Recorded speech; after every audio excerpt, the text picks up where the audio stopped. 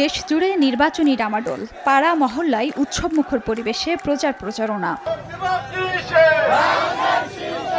বুধবার সকালে দিনাজপুর ৬ আসনে গণসংযোগ করেন বিএনপি প্রার্থী ডাক্তার AZM জাহিদ হোসেন। উঠান বৈঠকে নেত্রকোনা ১ আসনের বিএনপি প্রার্থী ব্যারিস্টার কায়সার কামাল বলেন, নির্বাচনে জয়যুক্ত হলে কাউকে দুর্নীতি করতে দেয়া হবে না। নাটোর ২ আসনে গণসংযোগে রুহুল কুদ্দুস তালুকদার দুলু বলেন, সব সম্প্রদায়ের মানুষ তাকে ভোট দিয়ে নির্বাচিত করবেন। ভোটারদের দাঁড়ে দাঁড়ে ঘুরছেন শরীয়তপুর ৩ আসনের বিএনপি প্রার্থী মিয়া নুরুদ্দিন আহমেদ অপু। নোয়াখালীর চাটখিল সোনাইমুড়িতে বিএনপি প্রার্থী ব্যারিস্টার মাহবুবউদ্দিন খোকন ও কক্সবাজার ১ আসনে প্রচারণা চালান ধানের শীষের হেভিওয়েট প্রার্থী সালাউদ্দিন আহমদ। নির্বাচনী গণসংযোগে ঠাকুরগাঁও ১ আসনের হেভিওয়েট প্রার্থী বিএনপি মহাসচিব মির্জা ফখরুল ইসলাম আলমগীর এলাকার সার্বিক উন্নয়নে নানা প্রতিশ্রুতি দিয়ে প্রচার চালান।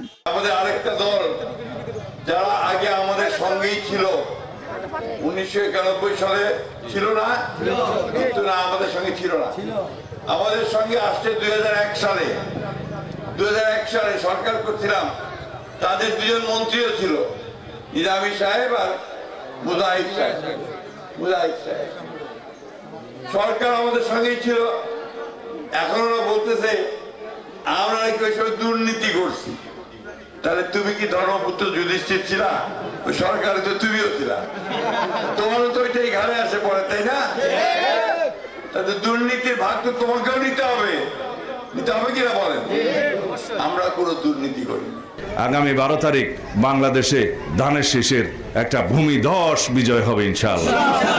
জনগণের ব্যাপক সমর্থনের মধ্য দিয়ে, জাতীয় ঐক্য সৃষ্টির মধ্য দিয়ে বাংলাদেশ জাতীয়তাবাদী দল বিএনপি এমন একটি সরকার ব্যবস্থা পরিচালনা করবে যে সরকারের মালিক হবে সকল জনগণ। এই দেশের রাষ্ট্রের মালিকানা জনগণ ফেরত পাবে সেই 12 তারিখের নির্বাচনের মধ্য দিয়ে। আপনারা যদি সহযোগিতা করেন, আমি হয়তোবা সব ভালো করতে পারবো না, কিন্তু খারাপ কাজ আমার দ্বারা সম্ভব না, করব না। এবারকার নির্বাচনে বিশেষত্ব হলো যে বিদেশ থেকে, Europe, America, England, middle east থেকে অনেক লোকজন আসছে নির্বাচন উপলক্ষে। নাটোরের সকল শ্রেণীর মানুষ, মুসলমান, হিন্দু, খ্রিস্টান যারা আছে, সকল শ্রেণীর মানুষ এই মুহূর্তে মনে করে রুহুল কুদ্দুস তালুকদার দুলুর কোনো বিকল্প নাই। অবহেলিত শরীয়তপুরকে গর্বিত শরীয়তপুর বানানোর জন্য যে ধরনের কাজ দরকার, আমরা অলরেডি সমস্ত কিছু প্ল্যান করে বসে আছি।